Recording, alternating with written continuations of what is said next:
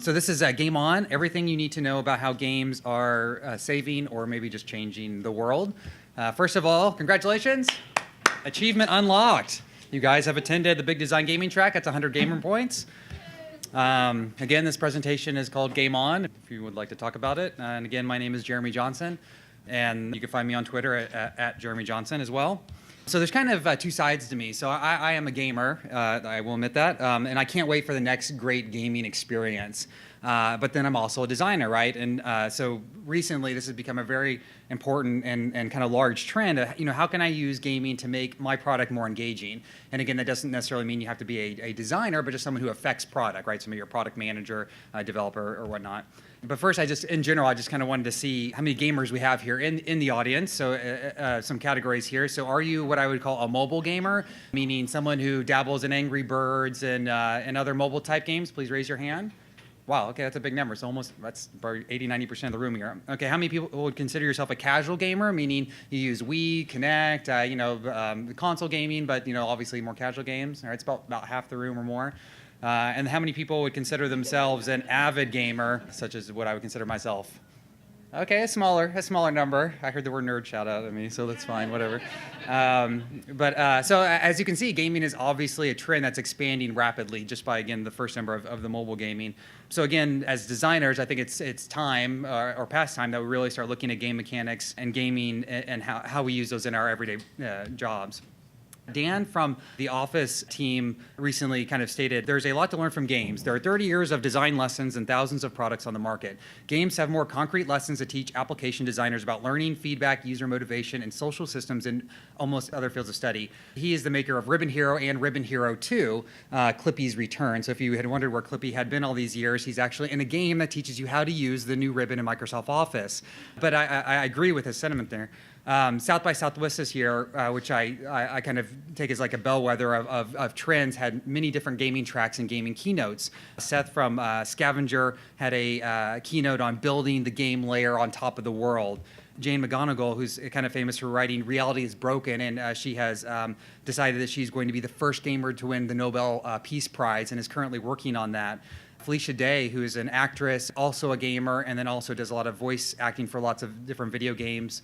Josh Williams, who spoke about Gowalla and their journey and how that's transforming. So where the year before, it was really a lot about the check-in, the check-in culture. And while that was still shown at South by Southwest, really you saw this kind of gaming trend start to emerge. And of course, there's other things at South by Southwest, like people with spinach or cauliflower on their heads, and monkeys, and people dressed up in funny costumes. But that's a different presentation. But on the Frog Design blog, they actually recently, or after South by Southwest, they actually have a really good long post that kind of breaks down all the different gaming elements across South by Southwest. And again, this presentation is posted, so all these have links, and you'll be able to view these. So these are the types of words that I'm hearing, and I think we're all hearing: game mechanics, gameplay, gamify, gameful, game layer, game storing, game theory, and of course the mother being gamification. And actually, I'm just interested. I guess first, how many people have sat in a meeting and heard one of these terms kind of coming at you as a request? Okay, that's about maybe a quarter, a little less than a quarter. And how many people in the room, through their practice, have kind of promoted this or try to get this pushed in their product? Okay, a little less. Okay, so I mean, again, it is a trend. It is starting. If you look at the Google search terms for gamification versus some of the other gaming terminology, you'll notice gamification, there's definitely an uptick there. But if you kind of cross-reference this with other known kind of popular buzzwords like HTML5 and Web 2.0, it's merely like literally a very, very small blip. And boy, I didn't realize HTML5 was actually that popular, and Web 2.0 is dying. But there's something called the hype cycle, and I think for gamification, I think the hype cycle, we're probably there on the cycle for gamification. But I mean, there are so many examples, and in fact, I saw this message board where people are trying to promote gamification, and they're asking everything from how to gamify a wedding directory, a sports club, a recruitment site, down to an old people's home at the bottom, which really puzzled me because I was actually thinking in my head, wow, that's an interesting challenge, and I couldn't really come up with an example. But in general, I think it's kind of like, how do I just make boring stuff fun, right? I mean, I think that's kind of a bit of it. But gamification as a buzz term or a term that just encapsulates so much, like other terms like Flash, SEO, social, Web 2.0, HTML5, there's a good and there's a bad side. Wikipedia actually defines the gamification as the use of gameplay mechanics for non-game applications, consumer-oriented websites, mobile sites, in order to encourage people to adopt the applications. Where Jane McGonigal is on the other side of gamification, and she's a proponent of games actually changing, like literally changing the world and improving the world. And she has it as a focus on more positive emotions, stronger social relationships, a bigger sense of purpose, and meaningful mastery. You could also kind of compare extrinsic motivators versus intrinsic motivators. So one being extrinsic motivators may lead to merely short-range activity while actually reducing long-range interest in a topic, versus people who are best motivated when they're working towards personally meaningful goals whose attainment requires activity at a continuously optimal level of difficulty. So you're starting to see kind of two different sides here to this term, and to me it's a bit like a sugary snack versus a well-balanced meal. The different ways that you could use gamification. In fact, Steven Anderson has this elements of game design model where obviously at the center you have the intrinsic motivators, which are the things that are really meaningful to you in your application or your product or whatever, and then the coding around it is the extrinsic motivators. In fact, I have a book here which he said I could possibly give away. Who here has a digital copy of this book? Does he want? Do you have the print version? Oh, here you go. And Steven Anderson's actually sitting back here. So, and his book is much better in print because he obviously puts a lot of detail in the design. But talking with Steven online, he says that the problems come with gamification is when you have sugarcoating to nothing. So when you have the badges and the point systems and the things that we know about, but there's nothing really at the core. UX Magazine's actually been talking about this recently. This is just from late May, a gamification framework for interaction designers, where they have cosmetic, adding game-like visuals, accessory, weighing, and easy to add on game elements such as badges, integrated bias. But to me, this still seemed a bit more like the candy coating kind of portion of it. Whereas what was funny was on that article, there was another article, why persuasive design should be your next skill set. And it's actually a very similar article with just a slightly different slant. And I also thought this was funny that we're now introducing yet another term. So you could be an experience designer, you could be a content strategist, you could be an interaction designer, but they're supposing that you could be a persuasive designer as well. But Lauren writes it as Foursquare and Gowalla and other services popularized the use of game mechanics to drive user engagement. Unfortunately, many companies have strictly copied the obvious game elements, such as badges and leveling up, without understanding the deeper psychology at work. These services have been the power of persuasive design, but lack the true understanding of how to properly apply psychology in UX design. And so the psychology part is where it starts to get more interesting and you get a bit deeper. And this is where you hear things about feedback loops and flow and motivation. And Steven also talks about this quite often. It's more about what do we actually know about people. And when you remove the friction of usability, psychology is what's going to increase adoption of your product. And so to me it was, it's not that you like leaderboards, but as people we enjoy status, or it's not that you like points, but you respond to feedback loops.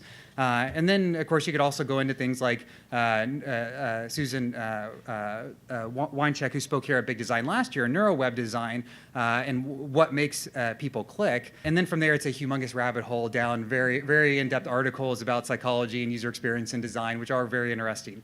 But just in general, I feel like as a designer, or again, someone who affects product, adding a bit of gamer is nothing but a win. I do feel like this is a trend that will continue, and I think there are some really good things that you could do with your products. So I've been told that my presentations, people call them fire hose presentations because I throw a lot of information out very quickly. I talk fast. And again, this is already posted, and you can links to everything. So I'm going to continue on that, and I'm going to kind of give a high level of a lot of the different trends going on in gaming right now. So as a designer who is a gamer, I kind of find three different areas. There's entertainment gaming, improvement gaming, and kind of commerce gaming. So in entertainment gaming, of course, you have things like Angry Birds here. You have the big Call of Duty console titles. You have Guitar Hero. You have shooters. So these are kind of your core kind of entertainment gaming. The gaming purpose is to entertain you. And here is my son, who's very excited about his Angry Birds board game. If you did not know, they actually have a physical game now. He's very excited about that. Then there's what I would consider improvement gaming. And when I first started this, actually, that was the one that I had the hardest time kind of finding. But then after you find a couple links, it really kind of spreads out. And there are a lot of people working in this space. But Jane McGonigal has a kind of a company where she does things.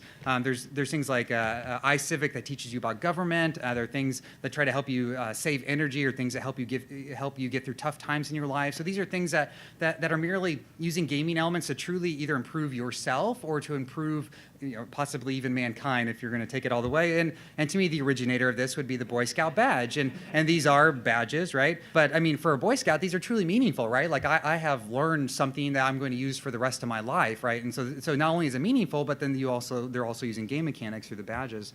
And then I'll put commerce gaming, and this is a bit difficult to define, because to me there's things like GoAlla, which is a check-in service, but they truly believe that they're getting people to go try new things, right? So is that improvement gaming or commerce gaming? Things like LinkedIn has gaming elements.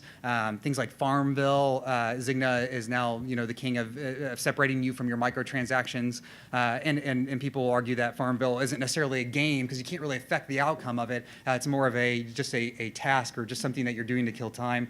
And then, of course, the loyalty programs, like there's my Lego VIP card there at the bottom. Here's my son at Legoland, which just opened here in the Dallas-Fort Worth area recently. And, of course, I thought that was funny because Legoland is actually owned by the Merlin Group, not Lego, so we cannot use our VIP card, loyalty card at Legoland, which is a big loyalty fail. Let's talk about trends in entertainment gaming. I like this quote. Grand Theft Auto 4 is both a waste of time and the most colossal creative achievement of the last 25 years. And I mean, that's a fairly bold statement. Jane McGonigal talks about the commercial gaming industry is our innovation lab, that through commercial gaming, we're seeing how we can affect people with game mechanics, and we should be taking those to do something better with it, which I'll talk more about. But as a designer, or again, someone who affects product, really, I just want you to know that gaming is big. If you didn't know that before today, I want you to leave here knowing that gaming is really big. So let's talk about games and movies, for instance. So 2011, $67 billion was spent on games. And movies, and this is just ticket sales though, $31 billion, right? So double the amount was spent on gaming versus movie ticket sales, which when I ask people, usually they do not guess that. And what's funny is in the movie article, there is a movie exec quoted, and he actually quotes video games as being one of the reasons why movie ticket sales are down. James Cameron is actually a big fan of movies, and actually says that he thinks movies and games are merging, and talks about how a lot of directors have so many ideas that there's no way they can get that many movies actually produced, and so they're actually going to start producing games instead. You may have heard in the last couple of weeks, video games are now people as well. The Supreme Court ruled that video games are protected, just like books, plays, movies. And in fact, Jon Stewart, in his own way, as many of you know, many of you follow the court, the Supreme Court's term ended this week with a raft of new rulings. One ruling in particular caught my eye. The court struck down a law passed by the California legislature in 2005 and signed into law by then-Governor Arnold Schwarzenegger that made it a crime to sell or rent video games depicting violence to anyone under 18. Oh, wow. That's got to be a huge disappointment for Schwarzenegger, a man who fought so hard for so long to protect kids from images of gratuitous violence. So it's always fun when video games are in the news. So you know what's cool about video games? Recently, PopCap Games, which if you're not familiar, have the very popular Plants vs. Zombies game, sold to EA for $1.3 billion. Which what do you do? Oh, I'm making a game. What's your game about? Oh, we have flowers and they fight zombies. That equals $1.3 billion.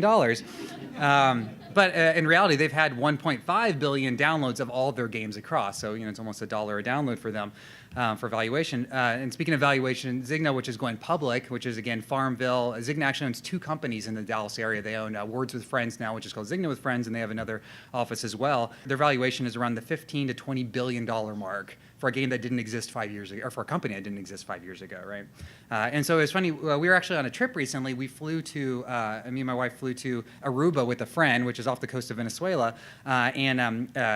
She said, hey, I'm meeting some of my friends for dinner. Let's all go to dinner. So we go to dinner, and it's mostly ladies, and the ladies are in the 30s, 40s, 50s. And come to find out, it wasn't just a random occasion. It was a Farmville meetup in Aruba.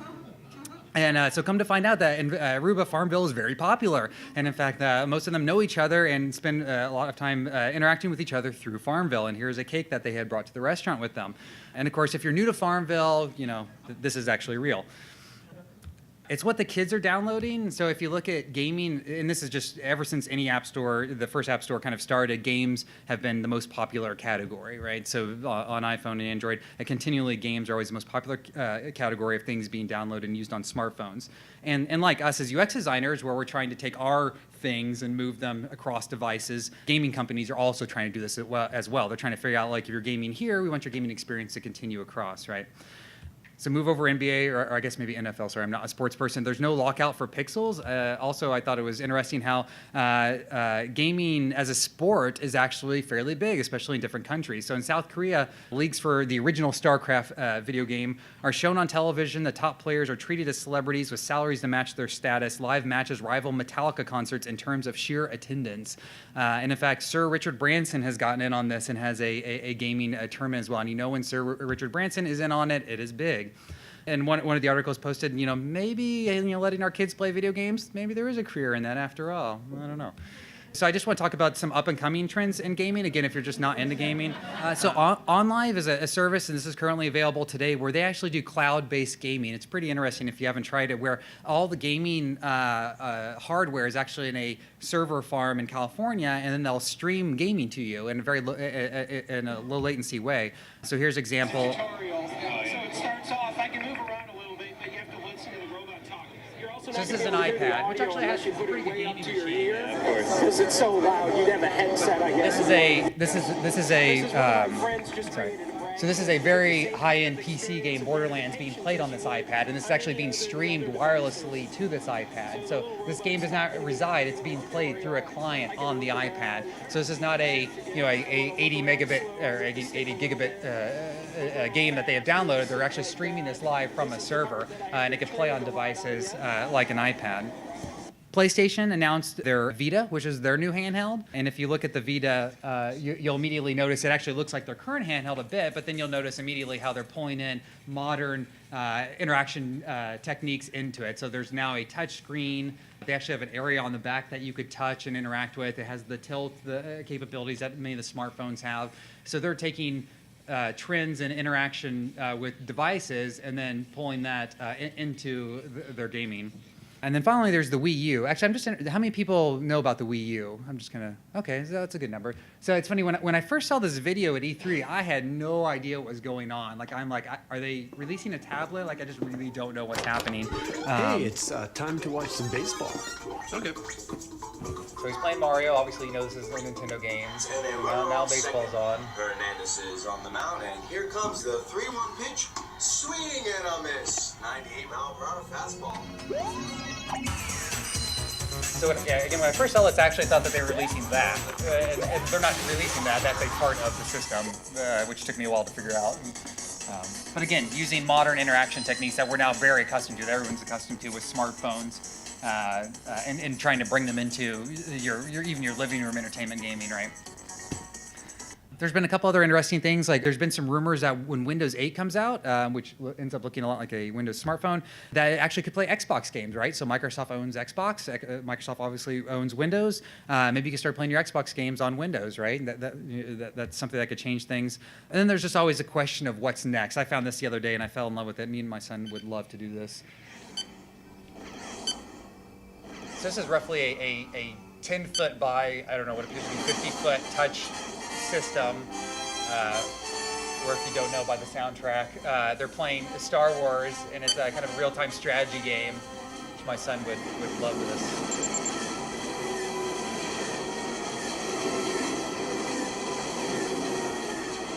Isn't that awesome?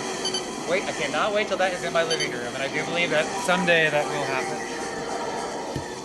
So it's just what's next. And then for the entertainment gaming part, I just want to leave one last thing is, there's actually a movie coming out called Indie Game the Movie. It's actually a Kickstarter funded project. And this is kind of behind the scenes on how independent gamers think about their process in developing games.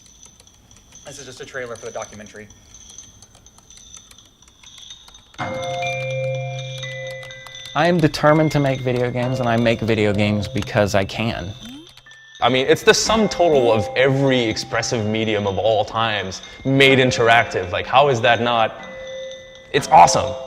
My whole career has been me trying to find new ways to communicate with people because I desperately want to communicate with people, but I don't want the messy interaction of having to make friends and talk to people because I probably don't like them.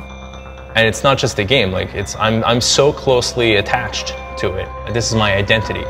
It's Fez. I'm Guy making Fez. You know, that's about it.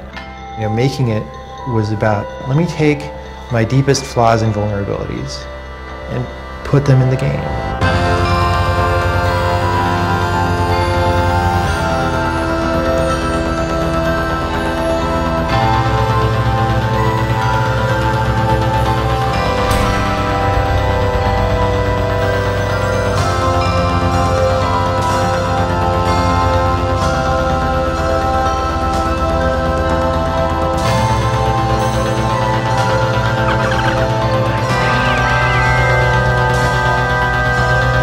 I'm on the line, me, like my name, my career.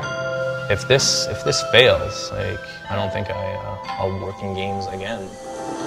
So obviously some characters in game design, and again, those are independent games. But if you notice, it's a similar process to UX, right? You saw sketches, you saw them coding, you saw them building products. Obviously, for them, this is a bit of art and this is their life passion, but it's not unlike a startup, right? Okay, so next is trends in what I'll call improvement gaming, for lack of a better term. So there's actually a conference, and it's called the Games for Change conference, and this was a quote. It's almost like if you were a paper airplane maker, and someone came up to you and said, you know what, paper airplanes, it seems like all the kids are into them at school these days, so we really want you to make paper airplanes about Duffur. And so it's like, how do you, and this is what I think people, do you just take what's already there and try to make it, you know, about something more meaningful, or do you have to start from scratch, right?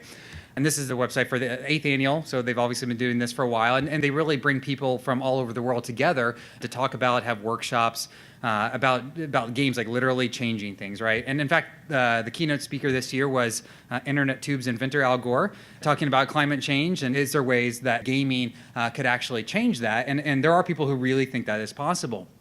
I've mentioned Jane McGonigal multiple times in the presentation. Again, she's kind of the person that's out in front of this, and she has a book, Reality is Broken, which is a very good book, but I think she explains it better herself. So. How do we move on to fixing reality with games? So first thing we do is we help gamers understand that they are the same person in the real world who they are when they play games. They can be that heroic, they can be that resilient in the face of failure, and then we start making games that connect them to real world problems. They're actually games you can play now to help you cure cancer, end poverty, and stop climate change. Really? They are. Do they work? So far this year, 57,000 gamers co-authored a paper for Nature Journal, the prestigious scientific journal. They didn't have any training in biochemistry at all, but they played a game that helped them co-author a paper. And so there are actually lots of different conferences and contests, and in fact, Microsoft recently put on what they called the Imagine Cup, where they had a team talking about rescuing oil-covered animals. A different team had users just select equipment for renewable energy. And then this one I thought was interesting, which was for kids with asthma. It actually had an attachment where you could measure your lung capacity, and again, trying to get you to increase your lung capacity through gaming. Zigna, so some of these companies, there's small ways and there's big ways. So Zigna, for instance, through their microtransactions, has different ways that you could donate. So you could buy a specific seed for your farm in Farmville, and a portion of that, which I kind of find funny because it's virtual, so I don't know what a portion means when there's nothing that, it's all bits, but a portion of that will go to Haiti, for instance, right? So they actually raised, almost $200,000 through these campaigns. So there is good that can be done through games. Here's a new kids game called Tinkatol, which actually tries to get kids to interact more and be more creative in the real world. What's new with Tinkatoli is that we are the first computer game that's actively encouraging kids to get up and leave the computer. You shouldn't be in front of the computer all the time. We wanted this world to inspire the kids to play offline. Get out, do something, make something. That's good stuff. Each kid, when they play the game, has a scrapbook, and in their scrapbook they can upload all kinds of stuff. They're motivated to make, move, think, and give. In their scrapbooks, they can then write about or upload what they've done in order to earn points on Tinkatoli and progress in the game. So, for example, if you climb a tree, play soccer, go swimming, upload it to Move and get points. Same goes for the other areas of the scrapbook. If you've done your homework, put it in Think. So it's adding game mechanics to things that you want your kids to do, but something that they enjoy doing as well. So there's all kinds of different things. Like this is a new site where people are actually trying to put ideas of like how to better the world. And really, from a game mechanic perspective, there's nothing much more than status. But in Manhattan, they have an application, and it's actually sponsored by the local government there, where they want citizens to actually take pictures of things that are broken and talk about them and post them, and then they're going to collect all that data and prioritize it and actually go out and fix things that aren't working well. This is Current TV, and they have really used gamification. They have badges and followers and status points, but they're trying to get you to upload kind of citizen journalism type videos, right? And they're trying to use these game mechanics to get you to do that. One that Jane mentioned is called Fold It, which is actually you're solving puzzles for science, and I'm not much of a scientist, so this might be a bit above me, but basically it's taking this kind of like protein folding and making a Tetris game out of it, where anyone could download this application and immediately start playing with this. And I believe this is what she was talking about with a science paper that was released. Even things like good old feedback loops. So Wired just recently did an article on the old, how fast you're going versus the actual speed, and they actually show that it does affect change. In fact, it was the immediate 10% change of people actually going the speed limit or under when using these types of feedback loops. There's a company called Ready for Zero that tries to get you to reduce your debt and uses game mechanics like feedback loops and setting goals. And there's a couple categories as well. So like living healthy is kind of a category. What is it? It can arise at any moment. It knows who you are. It knows where you are. It defines you. And no one wants to be it. So don't be it. Run. The Nike Plus GPS app. Get more from your run. Play tag. So making running into a game, and of course Nike is trying to get you to wear your shoes out so you'll buy new shoes, but Whole Foods has an application where you can get advice on cooking, and you earn badges through fun and educational missions per their app there. There's Health Seeker, where you have specific missions to try to help improve your health. And then things like Fitbit, which has even, if you look here, you can tell that you're getting stats on how healthy you are by using this device. And just aside, this company was recently in the news because not only can you track all your activity, running, jogging, sports, you could actually also track your sexual activity as well. And people were not realizing that their profiles were public and searchable on Google. So that was a bit of a misstep on their part. There's also quite a number of green type apps to try to get you to be more green, right? So, what if this was on top of your energy bill every month, right? Would this have an effect on you? And the answer is yes, actually. There have been things like this. There's been multiple studies in this case where before, game type items and post and what the change is, and, turning off the lights, a 44% increase, using eco bulbs, a 36% increase, and conserving water, a 32% increase. Even things like Doppler, which was a travel service that was purchased by Nokia a while back, used to kind of track your carbon footprint, so you know how much, carbon that you're taking up. There's a current company, We Electricity, specifically trying to do this based on principles of what they're calling behavioral economics.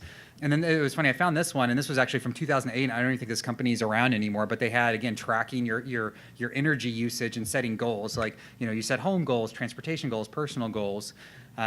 And then I think gaming could also be used in learning what I would just call the unfun. So there's kind of a famous quote, playing games is a voluntary attempt at overcoming unnecessary obstacles, which is true. But playing a game is a good attempt to overcome boring obstacles as well in some cases. Zynga recently gamified their privacy policy, and it's actually now a game. To learn more about Zynga's privacy policy is now a bit more interesting and a bit more like Farmville. And they actually give points and things that you could use in other games to learn more about how they're working with your information. Recently, there was a school that was teaching physics lessons using Angry Birds. And Sandra Day O'Connor actually sponsored iCivics, which has a large number of games that teach you about government, how government works. So for you to be more informed about the how government works and using games to teach you those things. Also, there's commerce. And I think game dynamics is another one. And you see that every place, whether it's appointment shopping, limited cart times, so you have to make a decision fast. You've got Groupons, the deal's not on until 250 people say yes. All these things that drive a person to move to the next level. What good gamers do is to design a flow that takes you from point A to point B, and then from point B to point C, and it's all about levels, and more of that is coming into the commerce world as well. So Susan is the CEO of the Guild Group, and obviously we are seeing this as a trend in commerce. I found this quote: "So if people are only good because they fear punishment and hope for reward, then we are a sorry lot indeed. But the reality is that we do like rewards, right?" And loyalty program, again, showing one of my Lego emails here, where there's no less than 7 or 8 kind of hooks here showing me that I am a Lego VIP and I get many, many points for buying stuff. There is a company called Punch, which is trying to make the buy 5 sandwiches, get 1 free. They are recently purchased by Google. Foursquare, obviously one of the originators of badging and one of the poster children for gamification. Not only is it obviously a very popular service, but they actually are getting businesses to start adding these rewards and bonuses for checking in. I like to mention Gowalla. Gowalla actually started here in the DFW area. But again, Gowalla, I think, has a slightly different take on it because, again, they are a business and obviously they need to make money. But if you listen to the CEO speak, I mean, they actually talk about they truly want you to change your behavior and they want you to go somewhere that you've never been before and try something new and interact with new people, which I think is a great thing for them to strive for. There's things like Clout, which I'm not sure how they're making money yet, but it's just kind of a fun way to see your score, right? So I am a badged and explorer. I have a score of 49. I can see my friends' points. I hear some people here, Steven over here, and actually I really like they actually say what they talk about, and I loved here towards the middle where Travis is, where he's into iPhones, vitamins, and Craigslist, which makes me think his account has been hacked and he's selling pharmaceuticals or something. And then here is me and Marcelo, so you can kind of fight or compare yourself with other people and see in the social space how you stack up and where you are on their grid. Scavenger, again, the CEO is very much known for talking about the game layer and wanting to add game mechanics to literally everything.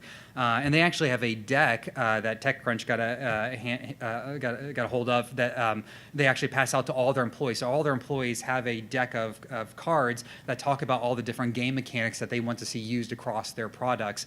So it's like, the reinforcer, the reward given if the expected action is carried out, and then with an example or epic meaning. So as a designer or developer there, you're always supposed to be going through these cards to see how you could integrate these into your products. Things like, again, time, like scarcity, oh, I need to hurry up and buy this. Oh, it's at a good price. There's one called Branch Out, which is like a LinkedIn, but integrated with Facebook, that I've never seen so many badges and contests and things. Like the second you hit it, it's like, boom, you're this and that. And it starts throwing up, pulling from your Facebook friends and family. Like there's my mom versus Laura on who I'd want to work with. But if I want to see other people want to work with me, I need to do more things and get more points. There was a post recently about the Marriott Hotel actually built kind of a mini Farmville-ish kind of thing where people are doing tasks that they would normally do in a hotel, and they're actually using this for recruitment. So if you're looking for a job at a Marriott and you want to be a chef or a cook or whatnot, you go in there and you play the game, and if you do well at the game, they'll bring you in for an interview. Traxo. So Traxo is also a local company, and they have been adding game mechanics recently. So this is their homepage. Obviously, I need to travel more because I'm at a 0 up there. But not only do they have gamification on how to get the most out of Traxo, so again, making sure that you use all the features, they also have a travel score. So Andres, he's sitting back here, has, I'm sure, one of the higher rankings there, I would guess, with miles traveled and buddies. But it's funny because I used to work in the travel space. I guess in travel, there really isn't a lot of places that do that. They really kind of track your holistic progress for travel, and then recently USA Today and many different companies have been talking about Traxo, so it's been great. And then Google just recently. If you're a regular reader of Google News, you might read dozens of articles every month. But wouldn't it be nice to keep track of what you're reading most? With Google News badges, you can learn about your reading habits, create a more personalized experience on Google News, and find articles on your favorite topics, from world news to sports or entertainment. Let's say you're a basketball fan. As you read basketball articles across Google is diving into the badge world and using badges as part to get you to read news and to share news. So this year there's also a Gamification Summit where they talked about the spending is definitely going to increase, and actually there's lots of different companies who will actually gamify anything or web-based product for you. When I was looking over this, I was surprised at the number of them and also surprised how similar all their websites were, like they were copying from each other. But last, I just want to mention, just in general in culture, we see gaming everywhere, right? We see them on T-shirts. Here's Darwin and Pokemon mashup. Here's Mario and Zombie mashup. Here's Zelda and Star Wars mashup. Here's Angry Birds with Legos. Mario Legos, T-shirts, everything. Gaming is just kind of surrounded us in culture, and it's really everywhere. So if this was not enough information for you about, in general, what's going on, there are a series of books that you'd be interested in, a series of presentations, and then this track all today is about gaming, so please stick around. And at the last track of the day is actually going to talk about how to use these game mechanics specifically in your products. We do have a X-Cube game room on the other side that has some Xboxes, and actually we're giving away an Xbox and some Xbox games, so feel free to sign into the raffle and sit around and play some games. And again, just in general, I just hope as a designer or someone who affects product that you just notice that gaming is a big trend and learn how to use it correctly and use it well in your applications, and that's it.